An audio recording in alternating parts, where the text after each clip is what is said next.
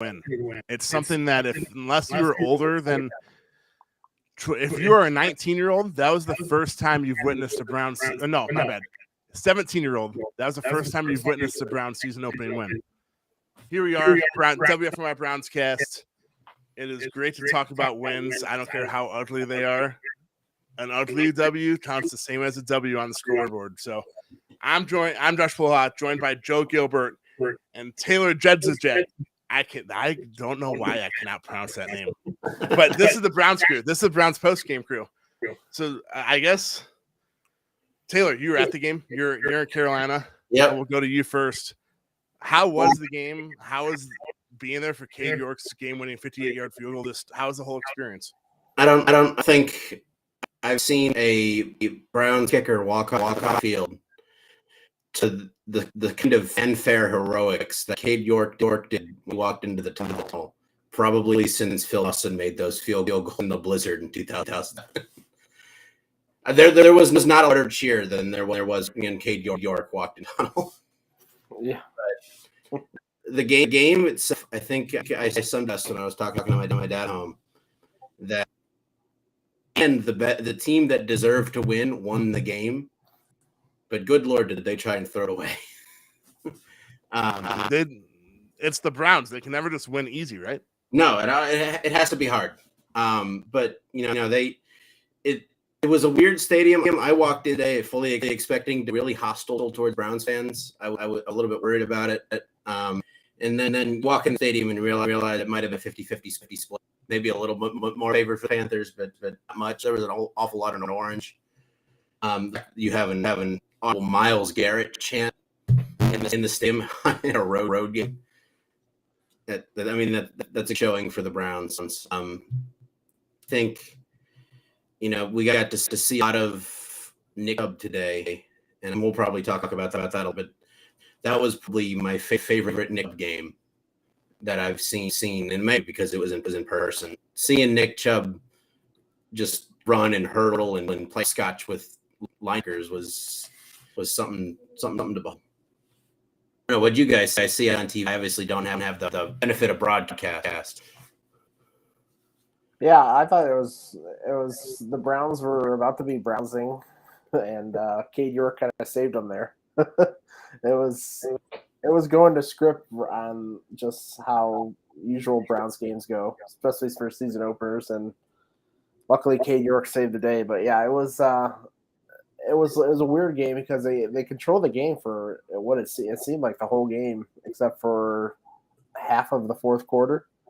Yeah. And it wasn't a pretty game, especially if you like passing offenses. It was not the game for you. But they did enough to win.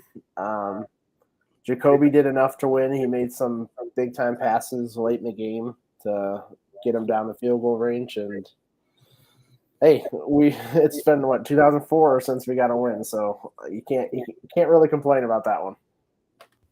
Yeah, I know we talked about it in pregame or prior to the podcast, but I cannot believe that it's been 2004 since they've won the season opener. Like for the first time in 18 years, they can actually go into week 2 trying to go 2-0 and not trying to go 500. Jeff Garcia. Oh goodness. Or whatever they did in 2016 or 17 when they started 0-1. Yeah. 2018. Yeah. When they were driving, I know the Browns got the benefit of the doubt, surprisingly. That rarely ever happens. But on that fake spike that Jacoby Brissett did with 13 seconds left, that should have technically been a 10-yard penalty. I will gladly take that it was not a penalty. I'm sure Panthers fans and Panthers team and Matt Rule and those guys were not happy. Because, they got the rule literally says a fake spike is prohibited. It's intentional grounding. So 10 seconds should have went off the clock, and it should have been a 68-yard game-winning field goal, not 58. So, well, I think Cade was good for 68, though. Yeah, but that's a lot easier to say on a 58-yarder than knowing that you had to kick a 68-yarder. True. You know what I mean? True. Yeah. I'll take it. It's been a long time since we run a kicker from 58, and I thought myself, there's a good chance he makes this.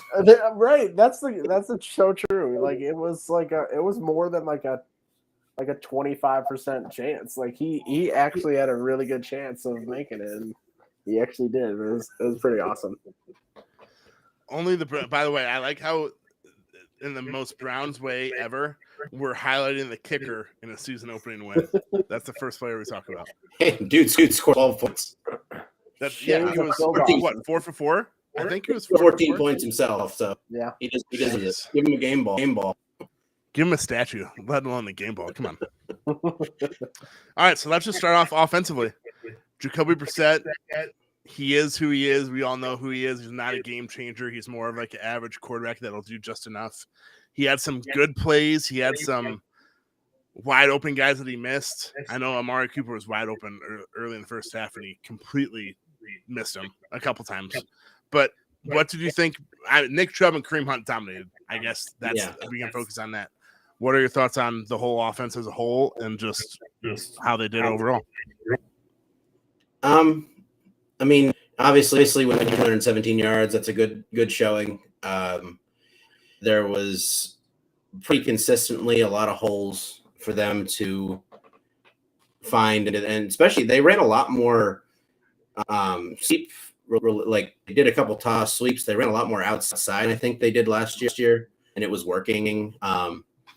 So 17 yards. That's what did they get per carry? 5.66.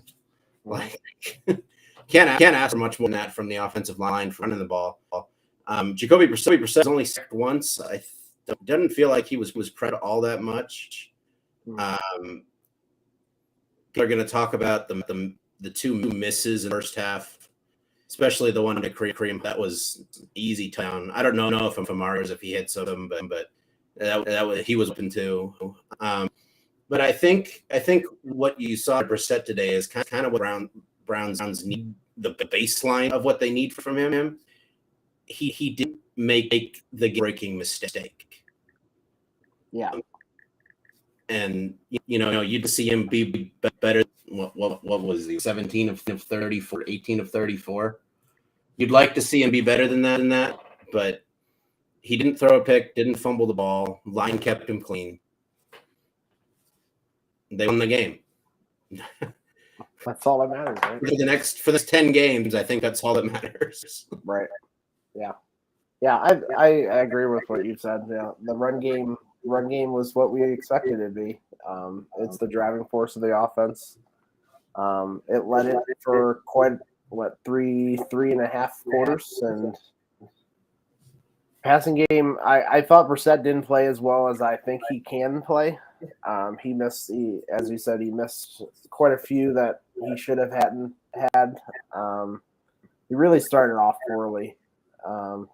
I think we'll see a better version of him. But it was pretty much what we expected. He's not going to take the big shots. He's going to miss a few opportunities because he doesn't want to risk a throw. But he didn't make the turnover.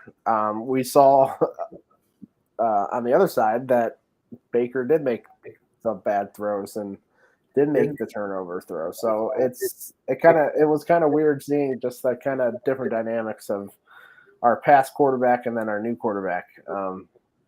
It's going to be a struggle for the passing game, but I think it'll be better overall. It was the first game. This is the first game everyone was together, and I think they'll be better, and Brissett will be better. But you shouldn't expect a lot more, but it can be better. But before you go any further, the fact that Baker Mayfield's first pass of the game got tipped at the line of scrimmage, chef's kiss. It was like you can take Baker off the Browns, but you can't take Browns Baker out of Cleveland. There's people around me that kind of look at me funny, like why funny? I'm like you'll see. I think 5 passes. Yeah, the defensive line had 4 or 5. I think just like in the first half, batted balls or tip balls. They not only saw it in almost 17, 16 games last year, but I'm sure it happened all the time in practice too. Yeah, I'm sure that had to be like number one on the key was blocking. Like if you jump into Baker, just get your hands up. Heavens really got the full Baker Mayfield experience. They got got whatever the first half was, and the second half where he comes out, rushes for a touchdown, throws a bomb for one, and almost leads them to a win. Yeah, it was pretty much a right on par.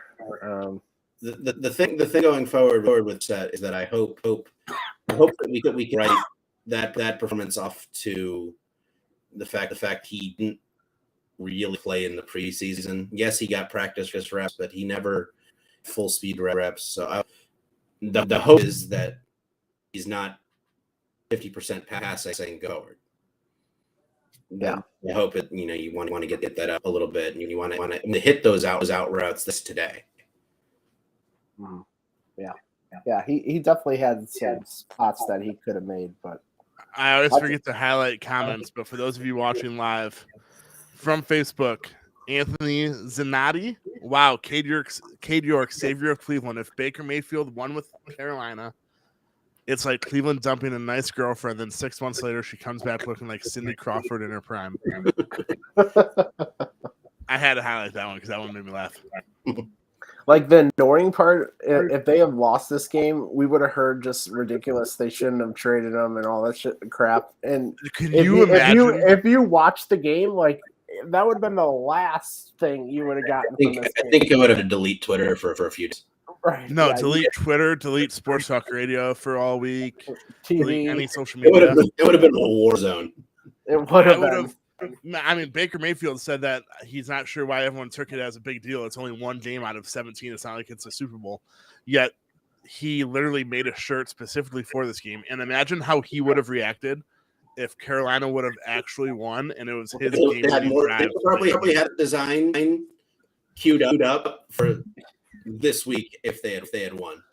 And now they're going not only design, they're probably going to a third world country now, just like they do the Super Bowl championship. He probably had like a flag he was gonna plant in the middle of the field. I only saw one of those shirts today. Oh really? Yeah, I only saw one.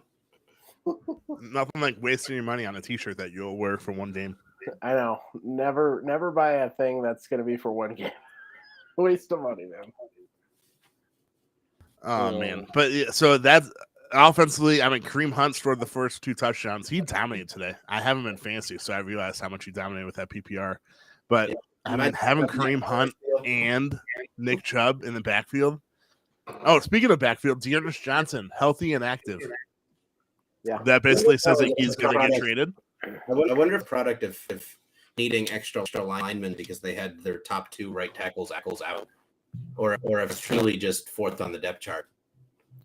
Yeah, well, because Jerome Ford was active. He was the returner, so maybe that was why they kind of went for. He's gonna get traded. That's the reason. Right. Speaking of returners, I'm sure I really want to watch Demetric Felton run back there on punts again.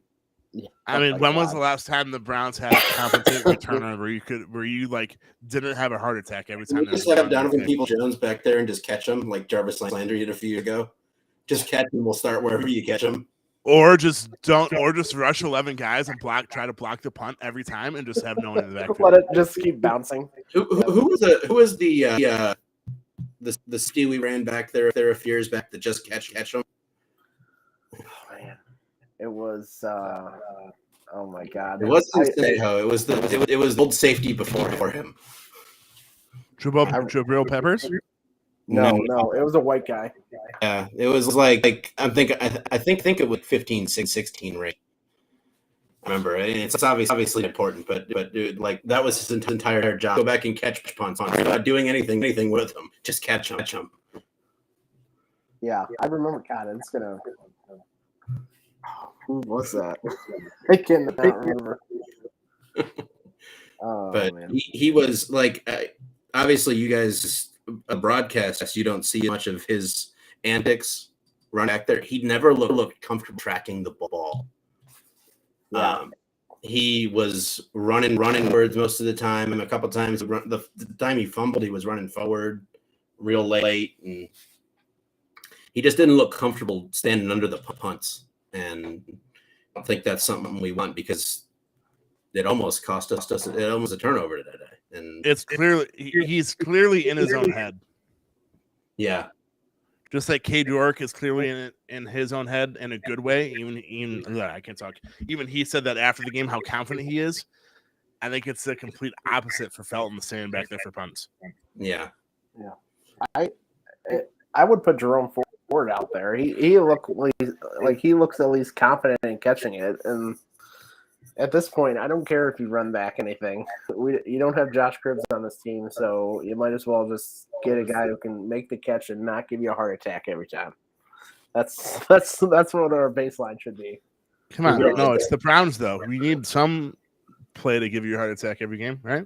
Isn't that like a tradition? Well, they do that with their play. We traded Baker giving us a heart attack every play for Felton giving us a heart attack every time he catch a punt. Yeah, but go back to Johnson. Yeah, I wouldn't be shocked if they trade a receiver for him or something.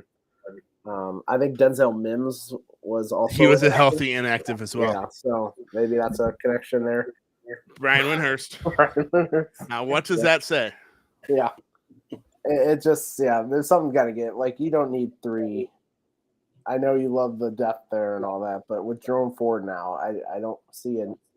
It's just not. They have a guy they drafted in the running back room, and it's clear how much guys they drafted. Yeah. We'll see. Hopefully they can, because that receiving core, not great. Oh, speaking of receivers, though, all right. So DPJ had a couple. He had like 9 to 10 good. targets today. I think he did well. Amari Cooper was really open quite a bit. Jacoby missed him. Anthony Schwartz had a big catch late in the game. I know it's like the fact that we had to act like we're surprised. Massive. And And I like how they gave end arounds. He had 2 good end arounds too. You can't drop a handoff. Well, I guess you can drop a handoff, but it's much harder, much tougher to drop a handoff. So use his speed on like reverses and double reverses, like Stefanski did. I like that. Yeah, I know they don't like screens, like receiver screens are not an analytical kind of thing anymore, because they don't go for big yards anymore. But at least try to get it in his hands and see if he can make a play. I don't like, but hopefully, I don't know, this catch late in the game, maybe that will give them a boost, and because they need something else, because it was those end arounds. What's that? Jacoby actually a nice block on one of those. He did, yeah, standing in front like this. Yeah, it's good block is because you can quarterback. You got in the way. Yeah, that's all you. Don't touch the guy. Just get in the way. Yeah.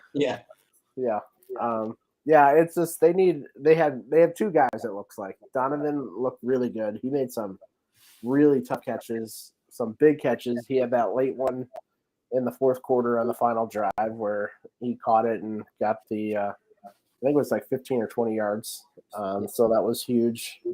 And then Amari was open all day, as Taylor was saying. You could see he was open, and he'll be fine. They just need to connect with him. But other than that, were the 2 holding calls in the game? I think it was. What's that?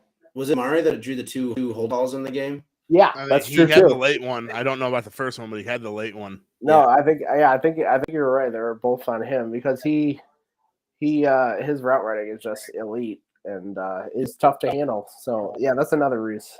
Reason why it's orange with him.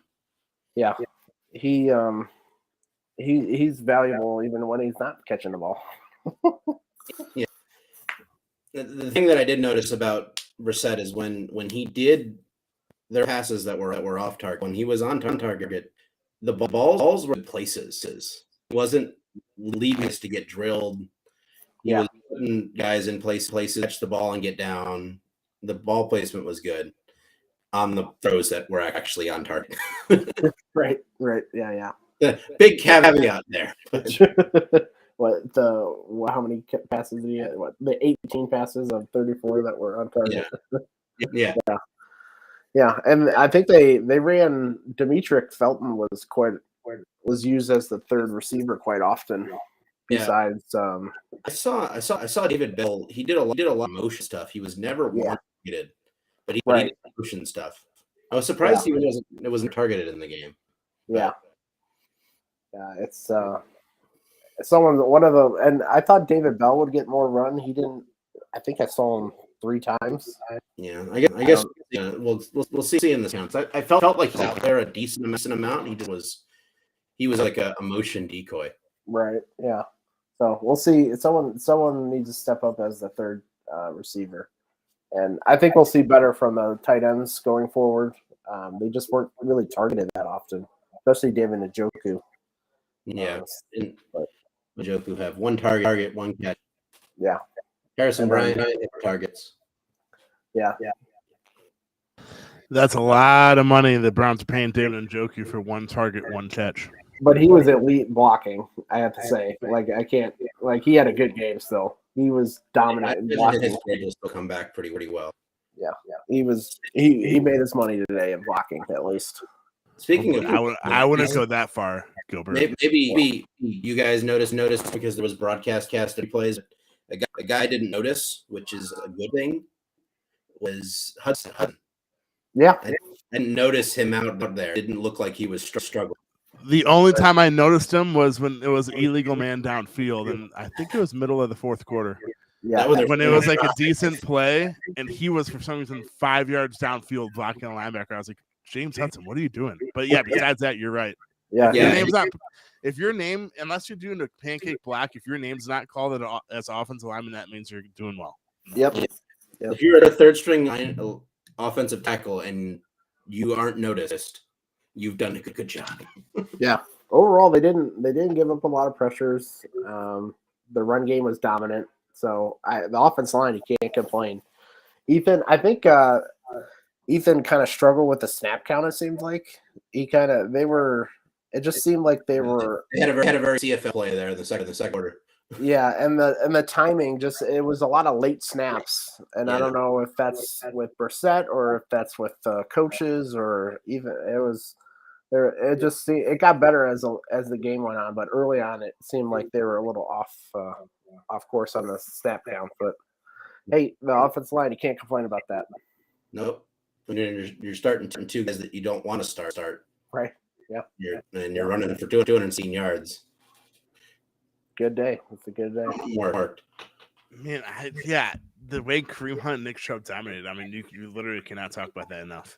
Yeah. No matter if they were both in the game or one of them was in the game, it's crazy how the Browns basically have 2 top 10 running backs in the same backfield.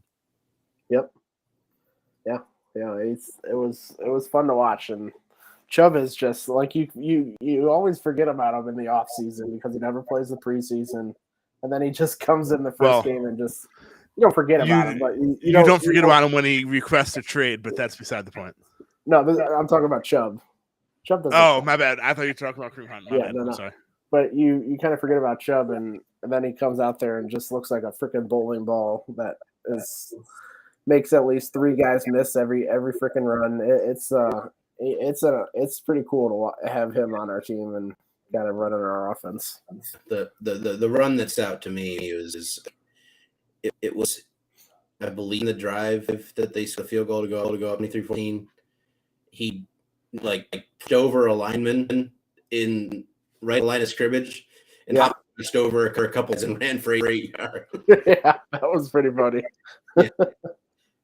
He didn't really have a huge usually Chubb has one of those 40 yard, 50 yard runs, but he had a bunch of 10 yard, kind of 8 to 10 yard runs all game. Yeah.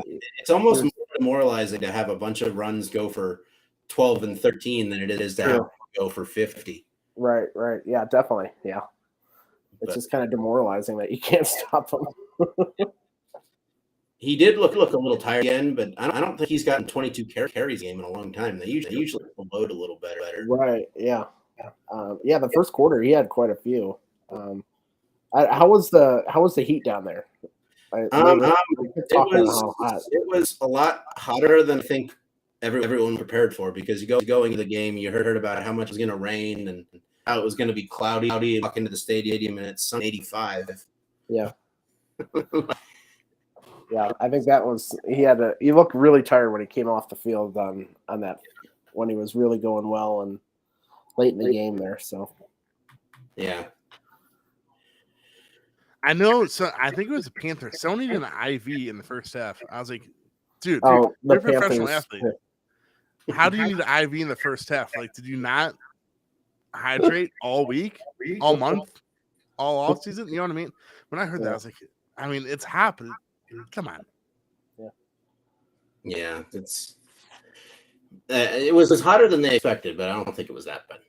Right. So defensively, Myles Garrett and Jadeveon Clowney basically did what we thought they'd do, except for the fact that Myles Garrett had a strip sack, and being a defensive player that he is, landed on the ball and somehow didn't get the ball and let Baker Mayfield get it back. Yeah, I don't know how Baker managed that. He crawled under him to get the ball. I know. He wasn't even – they showed the replay, and he wasn't – like when he first got stripped, he looked like he had no idea what he was doing, and then it just miraculously got right back to him. Yeah. The Browns have, like, the worst fumble, like, luck of any team. Like, I think they had I think they lost, like, 4 fumbles, and none of them were recovered by the Browns. It was something crazy like that. Yeah, like, they registered the Panthers for 5 fumbles today. Yeah. And lost none of them. That's crazy. Holy cow. I didn't realize it was 5. Yeah. Yeah. One of them, they gained 30 yards. That's true. That was the best play of the game. Was the fumble, and CMC picks it up and runs for like 30, 40 yards. Yeah.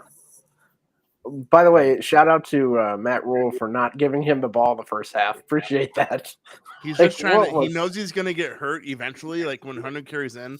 So he's trying to preserve those 100 carries for as many games as possible. Yeah, I guess. But you give Christian McCaffrey 14 touches.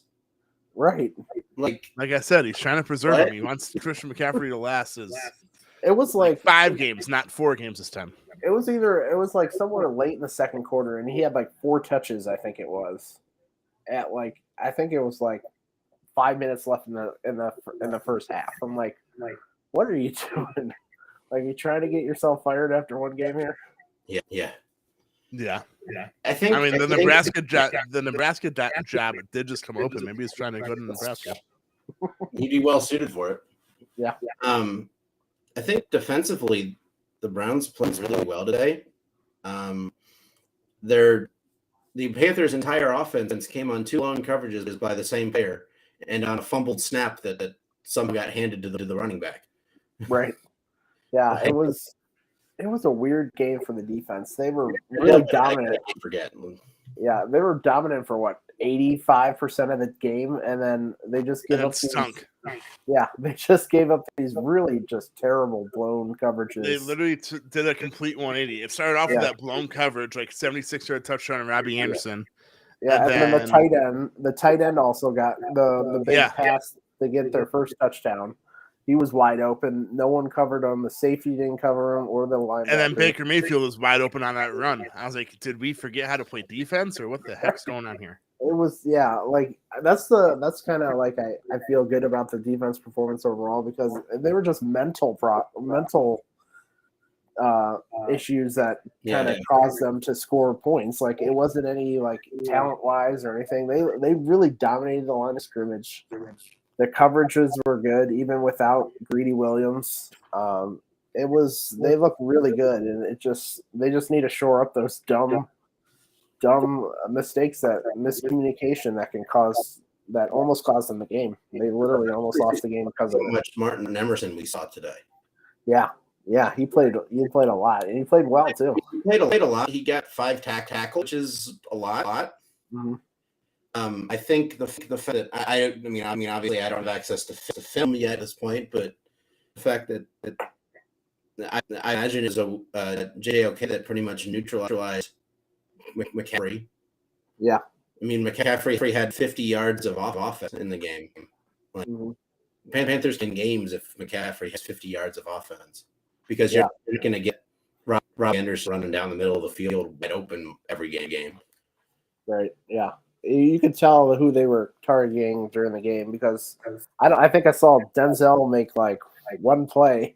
I don't think they threw it to him often. No, and that was on like a kind of run to the sideline where he had to throw it. And they threw it to Newsome. Obviously, he was part of the blown coverage on that long pass. But besides that, his name wasn't really mentioned. They were pretty much trying to pick on MJ Emerson, and he played well, I thought. The whole secondary did. It was a good showing, and they just need to shore up those miscommunications because those are bad. Need to not basically. Yeah, like please, like someone pick them up. Considering the defense is basically going to have to carry them through Thanksgiving, they can't afford to have mental lapses like that because that will cost you games against better teams, and you have better teams on the schedule after mid-October. Yeah, almost did. Almost did. Yeah, it's Thank goodness the Browns didn't lose today. Seriously. Oh my God. Baker, I know I said this a little bit ago. Baker's comments post game, and then just listen to sports talk radio and be on social media all week. Oh my gosh, it would have been torture. Yeah, it would have been unlistenable. It would have been a miserable week. It was Thank God for Cade York. Yeah, and there was last year where we'd probably be defending this game from 27 for 235, 1-1 and a rushing touchdown. All in all, he really recovered. All in all, not terrible stat wise, but they put him whatever he was doing in the first half put his team so much in a hole that all it took was the Browns kicking fields in the second half to beat them. So. Yeah. It was literally the defense beating themselves more than like the Carolina actually doing something. Yeah, and like I've said in the Discord, like Robbie Anderson did exactly one thing. He runs go routes. And you somehow don't cover him. Yeah, I agree. That literally Robbie Anderson's scouting. Do not let him run out. So true. But it was. I enjoyed the game from a defensive standpoint until they almost blew it. Yeah. And they did technically blow it, but the Cade York saved the day. Yeah, technically speaking. It's nice. It's nice to have. It's nice to have him, and obviously you can't legitimately call him this yet, but the best kicker in NFL history. To have a kicking weapon like Justin Tucker, right? Where you have to get to the 40 and you have a shot. Yeah, it's a big difference than having to get to the 20-25 to feel like you have a shot. Yeah, for one game we felt like the Baltimore Ravens. It's like it was kind of like when the drive started.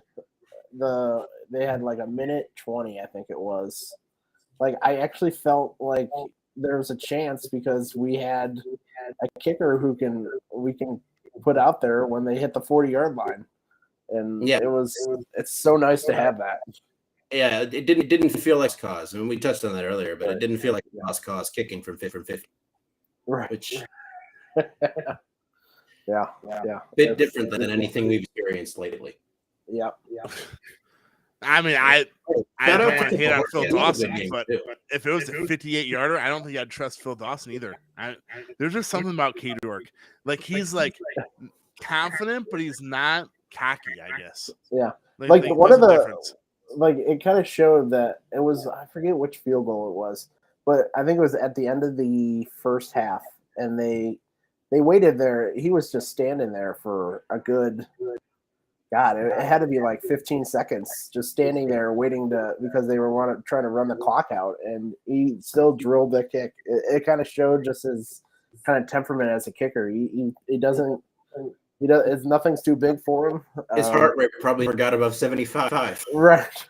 Seriously, I think after the game he was like, "Yeah, I don't usually like celebrate kicks, and well, this one was a little bit different, so I celebrated." But it just shows like kind of the mentality that he has, that he's kind of even keeled, and that's what you want in a kicker, man. I was definitely afraid the Browns are about to get an excessive celebration penalty. I know. Someone throws their helmet off, dude. It's a midfield after kick, and I was like, guys, there's just 8 seconds left. Get off the field. a la that Rudd throwing the helmet off. Yeah. after Oh, the, God. oh my God. That would have been such a Browns That way. was a Although season even if it opener was too, like I a think. celebration, it was. Yeah. Man, the Browns that one of those opening weekend whatever like Jesus. That was so bad. For one season, that the opening weekend thing's over. Yeah. Hey, you know but the we're best 1-0, part about man. going 1-0 is the chance to go 2-0. 2-0. Yeah. We haven't been Browns fans haven't been able to say that since 2004. And you know you don't count your chickens, but the Jets are the Jets, and the Steelers might have lost their defensive player. Well, they did lose their defensive player. Yeah. Steelers just lost TJ Watt to a torn pec. Yeah. The Jets are the Jets are the Jets, and they're starting Joe Flacco. So, Did he get benched? Let me see. No, he didn't. They actually stuck with him. Wait. Who bench him for? I think Mike White is their backup. Oh God, that sounds like the Browns quarterback room for like 20 of the last 25 years. Yeah, Joe Flacco and Mike White. Do we want to play Charlie Whitehurst or Cody Kessler? Right.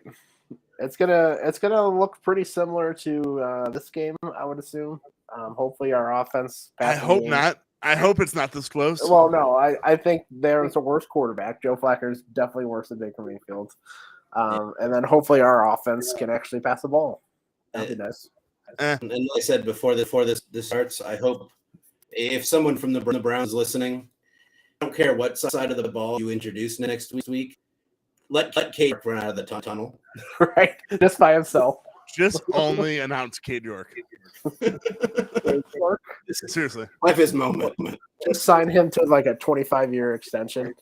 All right. Let's not go overboard here.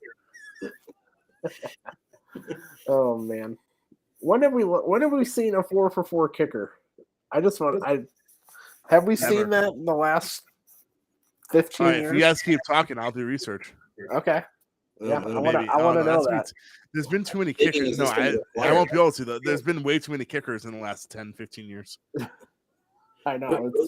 If you had to guess at what kicker went 4-for-4 since Dawson left, who would it be? I would think maybe who was the kicker Maybe last year? But like the kicker last year, he went 16 for, or he started off like McLaughlin? 10. Yeah. He started off like 10 for 10, then went for like 5 for 13 the rest of the way. I would say Billy Condit maybe. Bad. He just was at the end of his career. Yeah. And the team was bad, so he didn't get a chance to kick very much. How about the guy with the single Matt Gay, or what was his name? The guy with the single Matt Play. Yeah. Or was he a punter? He was a punter. Yeah, he was a punter. Yeah. I don't think there is anybody since Phil Dawson. I couldn't. How long? There's too many kickers who also go on individual game logs and just sorted by like the most field goals made, but there's way too many kickers in the last 15 years. Left? What's that? How long has it been since Dawson left? I'll tell you here and give me 30 seconds. Because I'd say like 10-ish years ago. Has it been? Do you think it's been that long? An odyssey to find a kicker. He left Cleveland and went to San Fran. Oh, it was 2012. Yeah, and then they went on a 10-year vision quest to try to find a kicker. And then finally, was there like, oh man, maybe we should draft one. Yeah, look, the Bengals. And now here we are. Honestly, though, if it wasn't for Evan McPherson dominating last year on Cincinnati's way to a Super Bowl berth, we probably I don't think the Browns draft Cade York. No, I think that changed minds. If Pearson didn't have a good day today, granted, kicking at Pittsburgh's a bitch. But I think I found Pittsburgh. Yeah, they it wasn't even Cincinnati. Yeah, that stadium's been cursed. That between this game and the one last year against the Packers, where no one wanted to make a goal in overtime. Yeah. Oh, I found it. You will not guess who it is. 2016. Who is it? Oh, crap. 2016. I could probably give you 100 tries. I don't think you would get it. Travis Coons. Oh my God. 4 for 4 in a loss. Who did we play that day? The Steelers. He scored all their points. 28-12. And pure Browns. On their And way. then, so he probably went 4 for 4 that game, and then he probably went like 0 for 4 next game. Right. Wait, now that you said it, so Travis Coons, Koons. KO. Yeah. I'm gonna look up to see what he did. Wait, there isn't. Are you sure it's 2000. Koons? COONS. COO. I was gonna say there is no K. Okay. He was 87% that year. Really? Who knew? He wasn't terrible. He had no range. Yeah. I think we. I think we've jumped the shark about three times now. Wait, so this Travis Coons guy played in 2015, was 87.5%. Didn't play in 2016, came back in 2017, 87.5%, and hasn't been in the NFL since. So something must have happened there. He was 0 for 2 from 50 plus. So yeah, he had a Can't pool kick. or a leg. Yeah. Accurate pool noodle, but a pool. Yeah. So that's pretty funny. And 4 for 4. Oh, he went 4 for 4 twice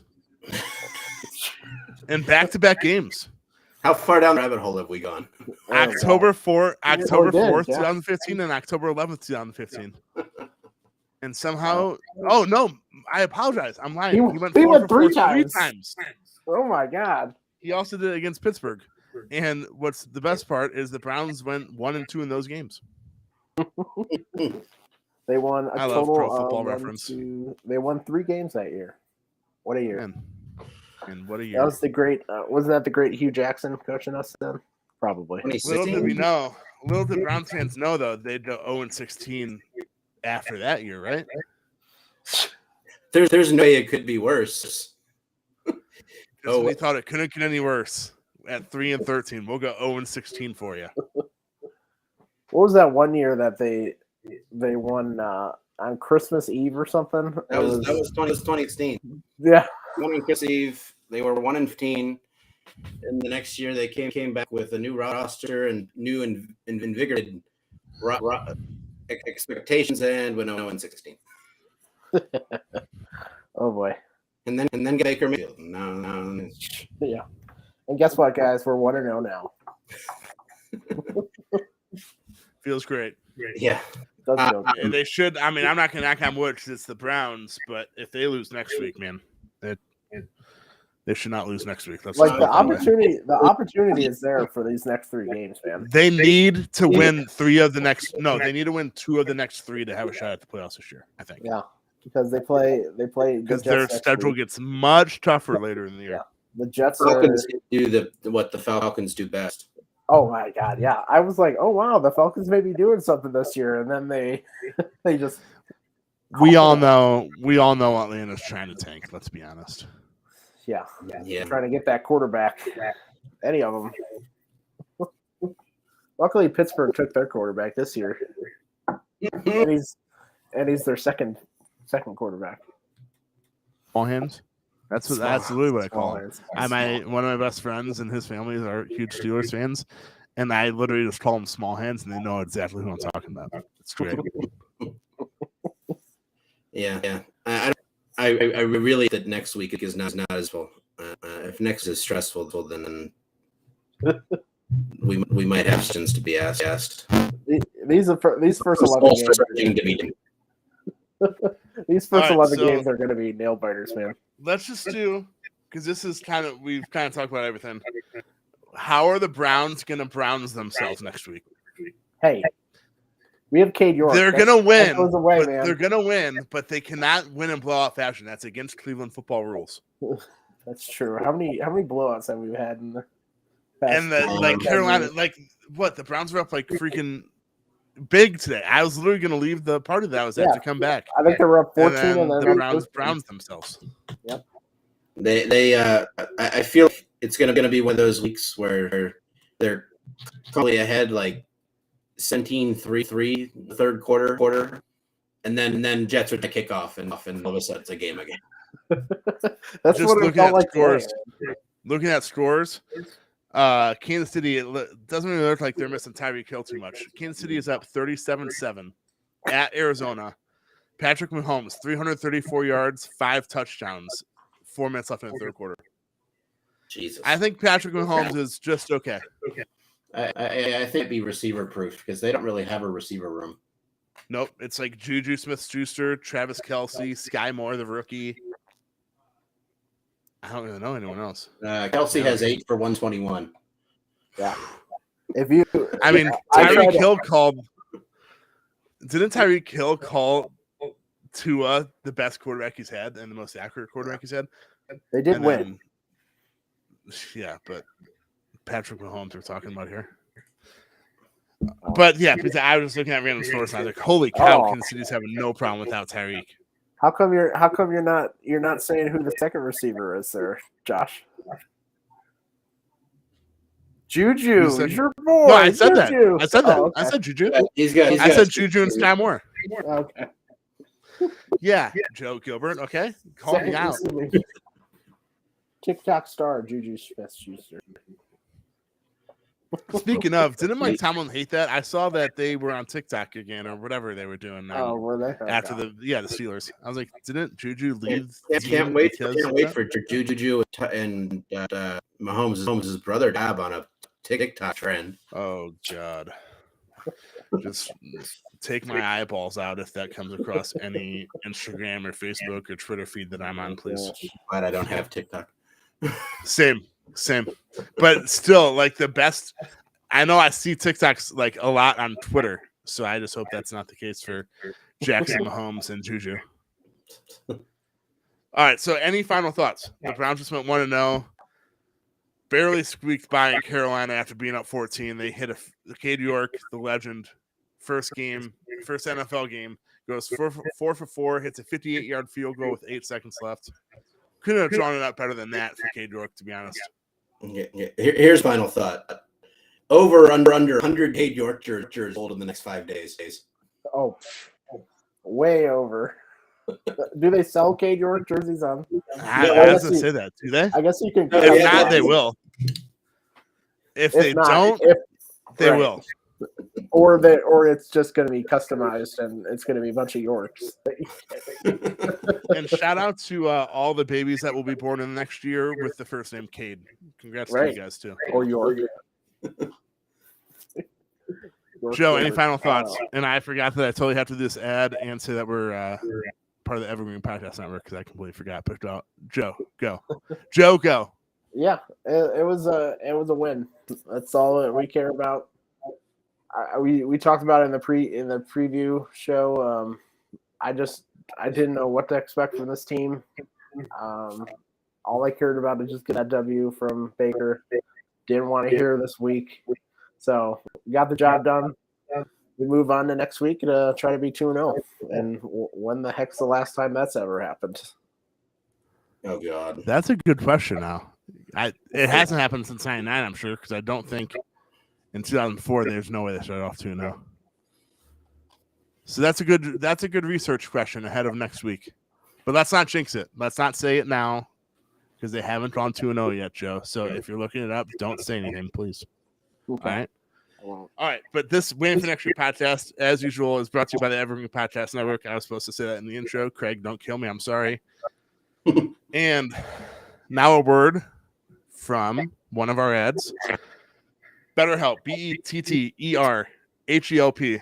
Is that fat? Was that more pronounced for you, Joe? I know last time you made fun of me because it was so slow. It was good. All right, but seriously, BetterHelp, BetterHelp.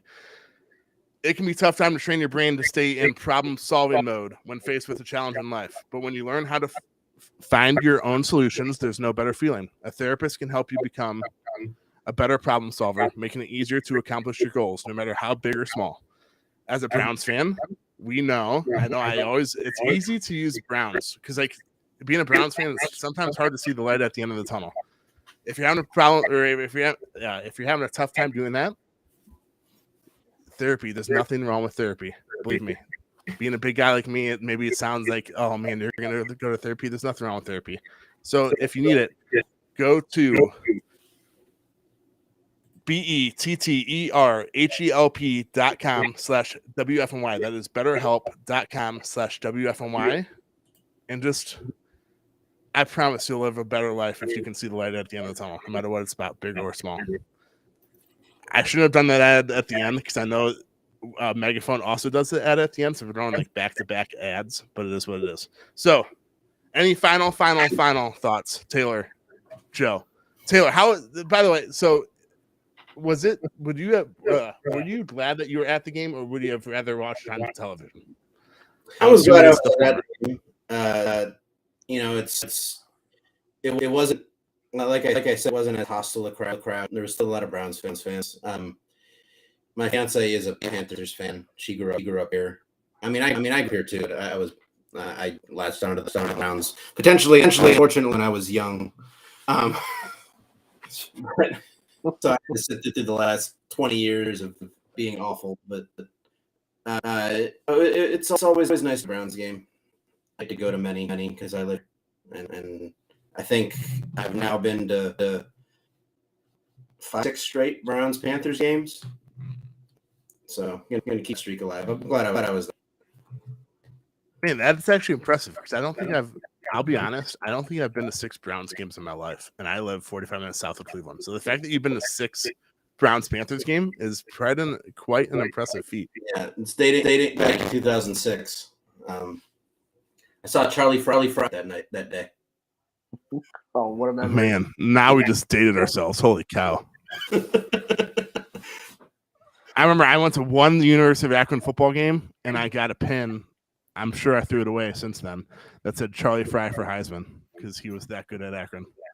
Little do we know that a University of Akron quarterback will never, ever, ever, ever, ever, ever, ever win the Heisman Trophy, ever. No. No. Will they even win a game is the question. True. They just lost 53-0 to Michigan State. Holy cow, Akron. Come on. Yeah. And by the way, for the ad, I forgot to read the last part. For the ad, for BetterHelp, BetterHelp.com/WFNY, you get 10% off if you use that WFNY code. So, no better time than now, even after a Browns win, because we all know things don't always go well during the Brown season, no matter what. So, just be prepared. But I have no more final thoughts. So, if you guys are done, we're good to go. Yeah. No more final thoughts. No more final thoughts. But so this week looks like Browns Jets Sunday at 1, correct? I'm assuming it has to be 1 o'clock. Yeah, they're all 1 o'clock except for the Sunday night game. Oh, and Thursday night. Thursday night. Thursday. Yeah, night. and Monday night. Yeah. And Monday night. So I don't know if Taylor will be with us. He's more than welcome to join us, but Joe and I will at least be here Wednesday or Thursday probably to preview the Browns Jets matchup. Hopefully, in preparation for the Browns to go 2-0 for the first time in a millennium. Oh, that sounds good, man. By millennium, I mean since 2000, but it might also be a millennium. Or any of us also alive the last time. I don't know. I will come back to our preview show, and you will get the answer to that question. No. We're not talking about a preview either. Oh my gosh! Fine. I'm superstitious. We cannot talk about what happens when the Browns go 2-0 because we all know it's the Browns, so that's not happening. I'm putting my foot down. Okay. But for those of you that joined us live, we appreciate it. For those of you that are listening hold on. I had to feature this comment from the Joe Gilbert Sr. York is still no Don Cockcroft. Cockcroft. I don't know who that is. That is. He's a old time. I'm assuming he was a good kicker. He wrote a book. Let's just say that. He wrote a book. It's an inside Gilbert family joke. So I'm doing this for 3 people right now. Oh goodness! Hopefully it's not WFNY. Hopefully it's not a WFNY after dark joke like you had a couple last during the preview. No. But for those of you that join us live, we appreciate it. For those of you that listen to the podcast, Spotify, Apple, wherever you listen to your podcast, I know there's 1,000,001 Absolutely. Listen, we appreciate you as well. We will be back Wednesday or Thursday to preview the game. Post game, we'll probably Joe. I think you're going to the game, so it'll probably be 5:30 when we're doing post game. Mm-hmm. And as always, and until then,